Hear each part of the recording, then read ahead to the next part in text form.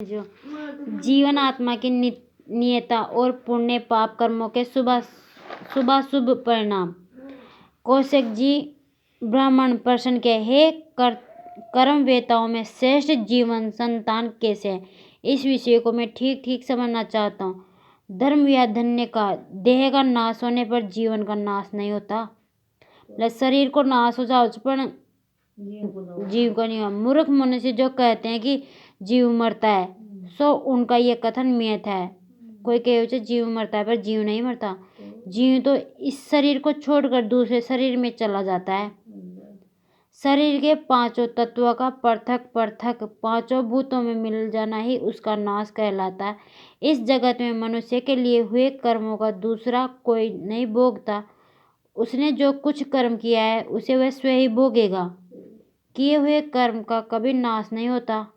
पवित्रतात्मा मनुष्य पुण्य कर्मों का आचरण करते हैं और नीच पुरुष पापों कर्मों में प्रवृत्त होते हैं। वे कर्म मनुष्य का अनुसरण करते हैं और उनसे प्रभावित होकर वह दूसरा जन्म लेता है। ब्राह्मण बोला, जीव दूसरी योनियों में कैसे जन्म लेता है? पाप और पुण्य से उसका संबंध किस प्रकार होता है और पुण्य ही तथा पापी योनि की प्राप्ति उसे किस तरह होती है? धर्मराज ने कहा, जीवन कर्म योनि का संग्रह करके जिस प्रकार शुभ कर्मों के अनुसार उत्तम योनि को और पाप कर्मों के अनुसार अधम योनि में जन्म ग्रहण करता है, उसका मैं संक्षेप में वर्णन करता हूँ।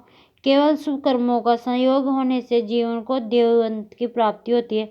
शुभ और अशुभ दोनों का मिश्रण होने पर वह मनुष्य योनि में जन्म लेता है। मोह में डालने वाले तामस कर्मों के आचरण से पशु पक्षी आदि योनियों में जाना पड़ता है और पापी मनुष्य नरक में पड़ता है। वह जन्म मरण और वृद्धावस्था के दुखों से सदा पीड़ित होता रहता है।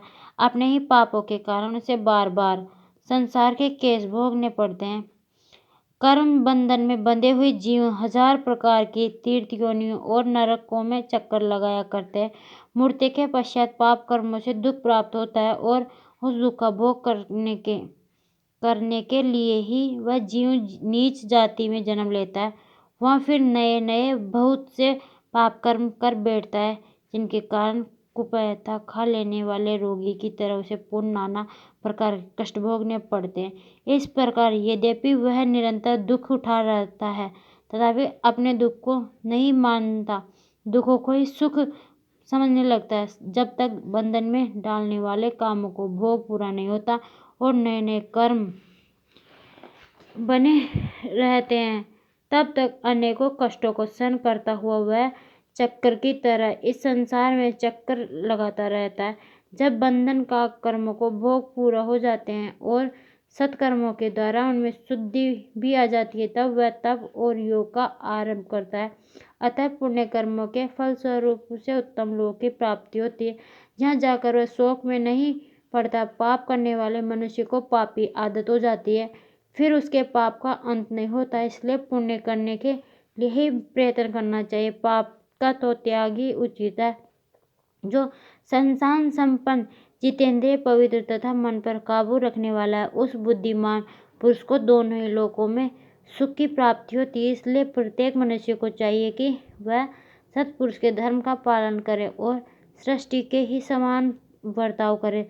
संसार में जिसे किसी को कष्ट न पहुँचे, ऐसी वृत्ति से जीविका चलाए। अपने धर्म के अनुसार ही कर्म करे, जिससे कर्मों का संकर मिश्रण न होने पाए। बुद्धिमान पुरुष धर्म से ही आनंद मानता है, धर्म का ही आश्रय ग्रहण करता है और अधर्म से कमाए हुए धन उनके द्वारा धर्म का ही मूल सींचता है। इस प्रकार वह धर्मात्मा होता है।